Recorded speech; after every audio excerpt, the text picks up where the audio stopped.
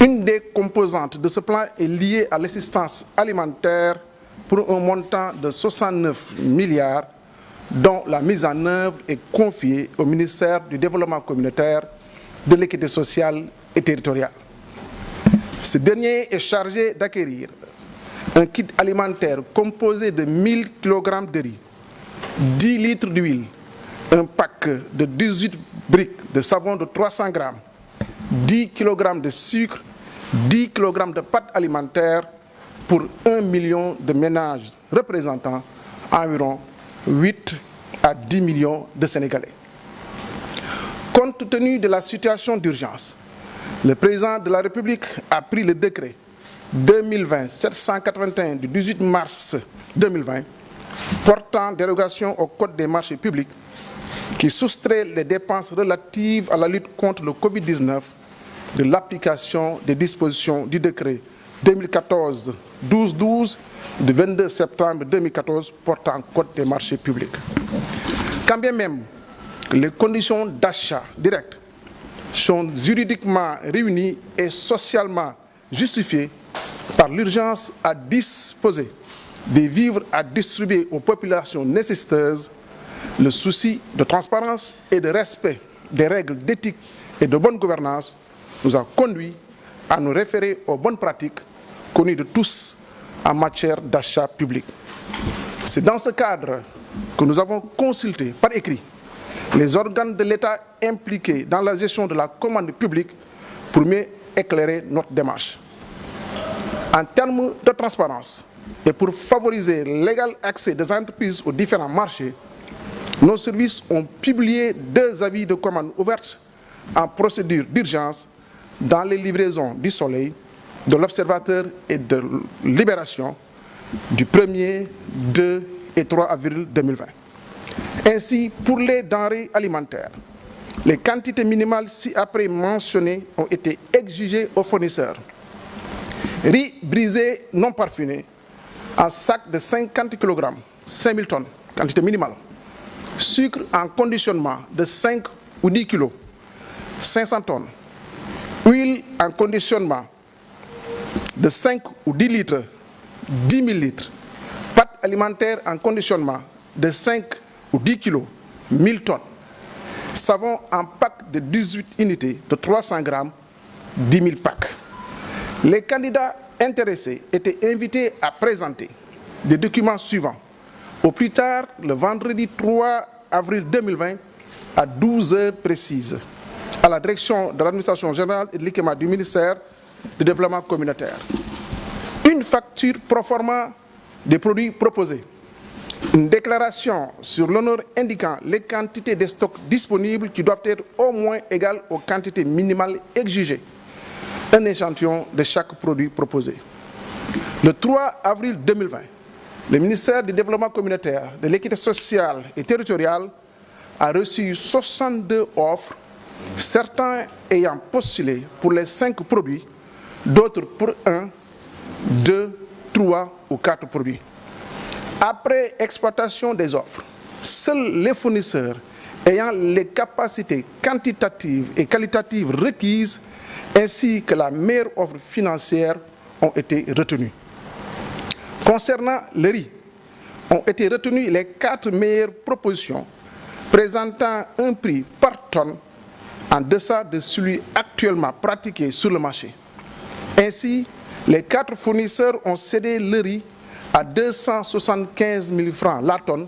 soit 275 francs le kilogramme. Il s'agit de ceux mentionnés ci-dessous. Le groupe Bambouk, adresse Koungheul, quartier Fass Tcheken, pour un montant de 1 375 millions de francs CFA. Avanti Soirle, adresse 152 Lamine Gueye, pour un montant de 9 625 millions de francs CFA. La société Afrique Co, 150 avenue Lamine Gueye, pour un montant de 8 250 millions de francs CFA. Et le 4e, c'est le comptoir commercial Mandiaye, 7 rue Sergent Malamine par Escarfé, pour un montant de 8 250 millions de francs CFA. Dans l'avis d'attribution, il a été fait obligation aux fournisseurs de démarrer les livraisons dans les 48 heures après la notification du bon de commande sous peine de résiliation. La société attributaire du plus gros volume a reçu en premier son bon de commande et a démarré les livraisons depuis le samedi 11 avril 2020. Toutes les quantités de riz présentement convoyées à Dakar et vers les régions de l'intérieur ont été livrées par cette société. Le reste des produits, notamment le sucre, l'huile, les pâtes et le savon, le même procédé est suivi pour leur attribution. À l'heure où je vous parle, toute la procédure est bouclée. Pour le volet transport, l'avis de commande le concernant indiquait entre autres l'obligation de disposer d'un parc de 50 camions au minimum. Une analyse de la base de données constituée à travers des réponses consécutives à cet avis a permis d'avoir une idée sur les meilleurs prix pratiqués sur le marché du transport et de dégager un tarif optimum pour chaque région. Ainsi, les régions de Thiès, Louga, Diourbel, Fatick, Kaolack et Kaffrine pour 7 500 francs TTC la tonne. Les régions de Saint-Louis et Tambacounda, 15 000 francs CFA la tonne. Matam, Kolda, Sédhiou, Kédougou et Ziguinchor pour 18 500 francs la tonne. Ainsi, les transporteurs qui ont accepté ces tarifs sont dans le dispositif d'acheminement depuis le lancement du processus par M. le Président de la République. Toujours dans le cadre du transport, je voudrais informer que le collectif des acteurs du transport routier du Sénégal, CATRS, a bien voulu mettre à la disposition de l'opération un parc de camions. Et je profite de cette occasion pour saluer cet étalon de solidarité et exprimer mes remerciements les plus sincères. À la date du 14 avril 2020, avant-hier, 2 jours avant, 14 véhicules de ce parc ont pu être chargés et convoyés vers la région de Thiès, soit un total de 450 tonnes. Le 16 avril, 42 nouveaux chargements ont été réalisés. Je réaffirme notre disponibilité à accueillir encore des camions, d'autant plus que le besoin tourne autour de 600 camions par jour. Pour terminer, je voudrais vous faire part du tableau récapitulatif qui donne le détail des totales des quantités livrées dans les différents sites à la date d'hier. Kédougou, quota livré, 1585 tonnes. Ziguinchor, 1038 tonnes. Matam, 1335 tonnes. Diourbel, 418 tonnes. Dakar, 396 tonnes. Louga, 1130 tonnes. Thiès, 1747,5 tonnes. Tambacounda, 730 tonnes. Et Saint-Louis, 280 tonnes, soit un total de 8659,5 tonnes, soit à peu près 9%. Vous vous rendez compte que le taux, en tout cas pour le moment, de volume convoyé est très très timide. Mais nous allons continuer à travailler dans cette dynamique. Et à ce jour, seulement 253 camions ont été mobilisés. Permettez-moi de faire le petit résumé à Wolof. Di nuyu ñëpp ñi fi teew.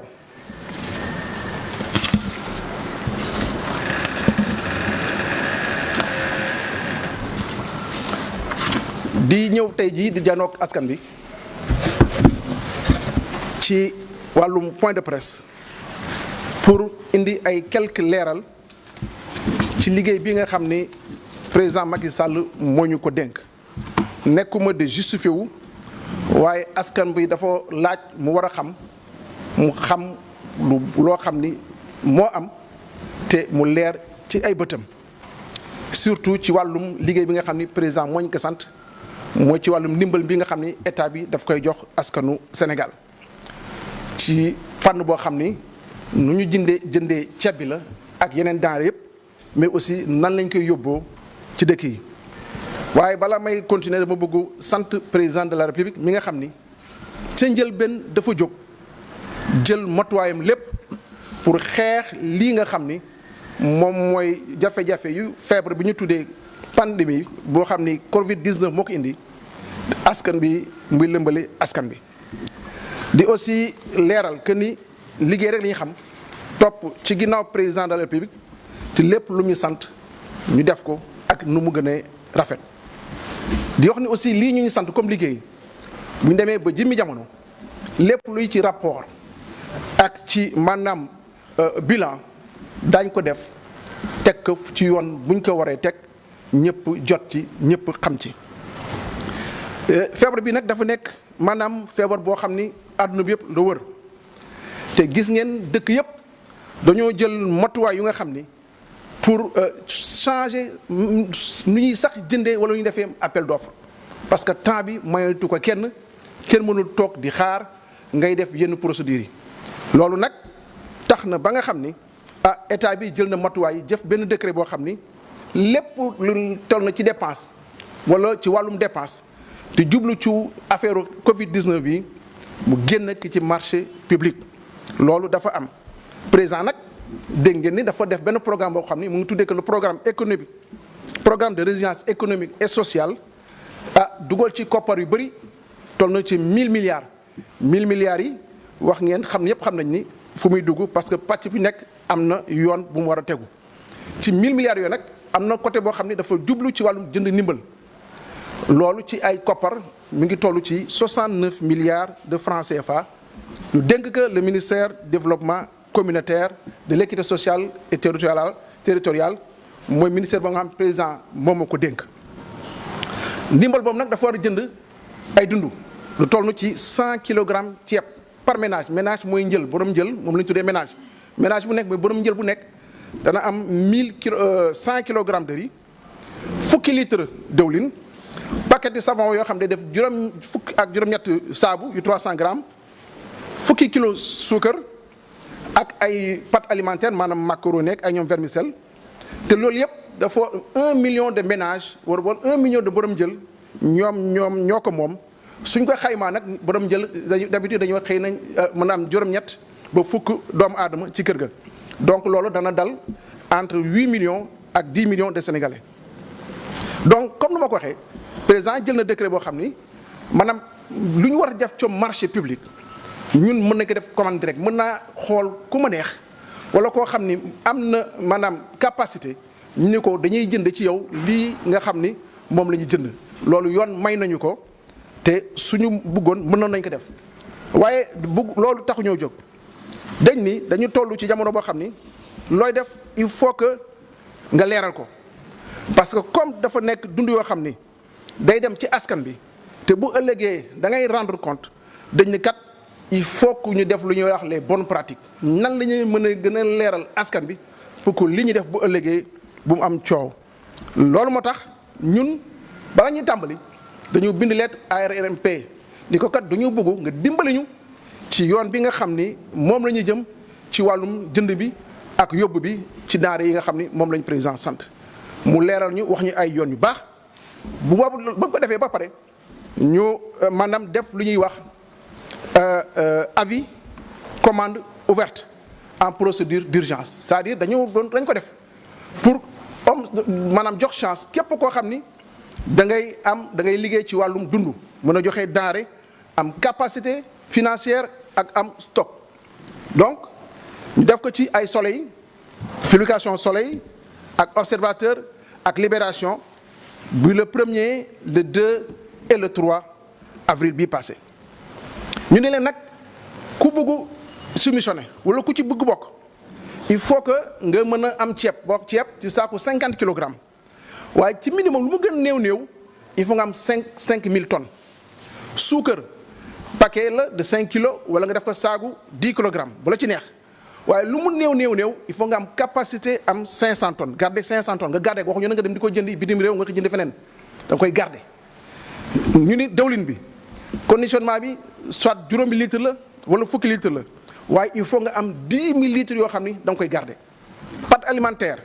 ñu ni kat dañ koy def ci saagu 5 kilos wala 10 kilogrammes waaye il faut nga am en stock 10 000 tonnes non 1000 tonnes autant pour moi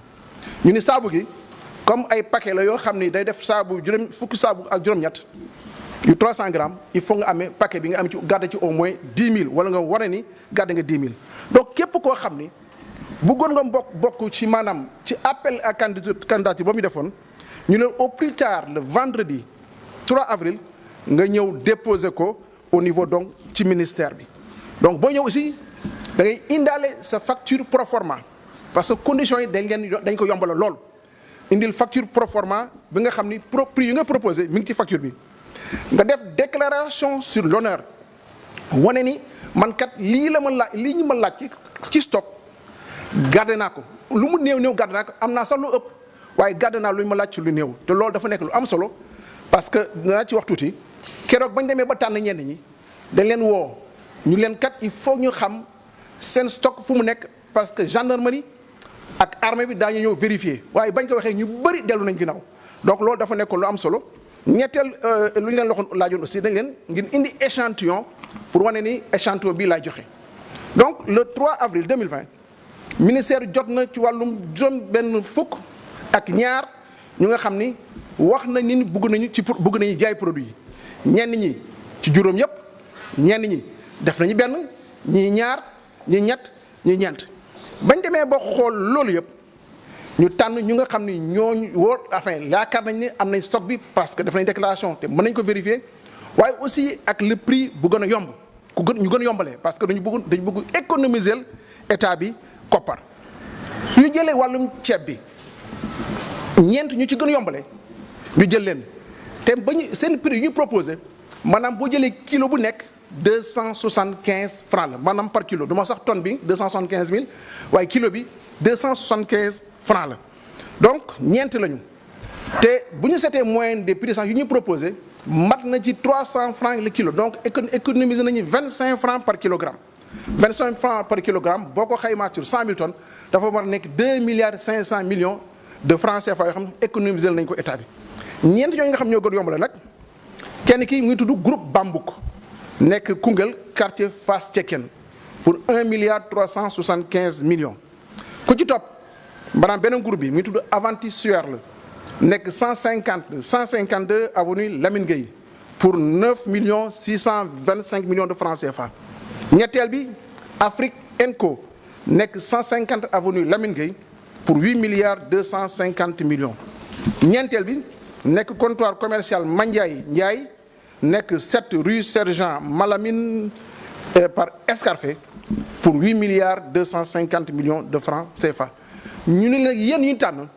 bis buñ leen joxee maanaam seeni bon de commande may leen ñaari fan pour ngeen commencer livrer su ngeen livré wul ci ñaari fan yi dañ mën nañoo nanguwaat marché bi donc ci loolu société bi nga xam ne moo ci ëpp lu ñu ko jox ci quota ñu jox ko bon de commande am te mu commencé livrer depuis le samedi bii passé maanaam le samedi 11 avril ceeb bu ngeen gis yëpp wala saaku ceeb bi ngeen gis yëpp ñuy dugg ci dëkk yi di dem dans les régions maanaam fournisseur boobu moom moo ko livré yeneen denrées yi des moo xam ni suukar sa leeg dëwlin beeg pat yi ak saabu bi même chose la ñuy def te fu may wax ak yéen nii pare nañu ba boucler maanaam procédure yëpp ci wàllum transport même avis de commande la ñu def waaye tout simplement dañuy woon képp ku bëggu maanaam dugg ci wàllum transport na nga wane ni am nga au minimum parc boo xam ni juróom fukk camion moo ci nekk waaye terewuñu kenn mu def ay regroupement mu nga boole ñaar ñeent juróom parce que bëgguñu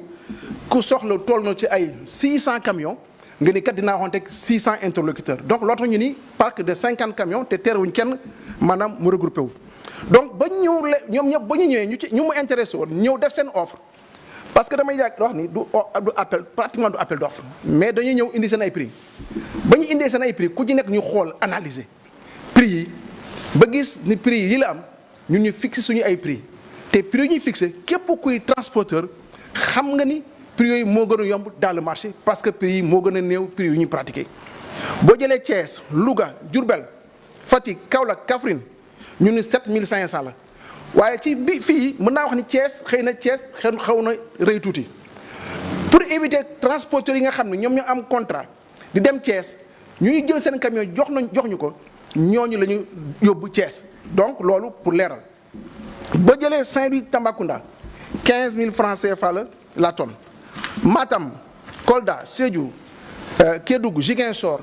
18 000 francs CFA la tonne donc transporteurs yëpp nga xam ni ñu nangu ñu maanaam prix yooyu la ñoom ñëpp fu mu nekk nii ñu ci bëri ci ñoom tàmbali nañu yóbbu maanaam ceeb yi ci biir Sénégal donc dama bëggoon aussi informer amoon na lu ñuy wax les acteurs des transports routiers du Sénégal ñooñu effectivement le 28 mars defoon nañu communiqué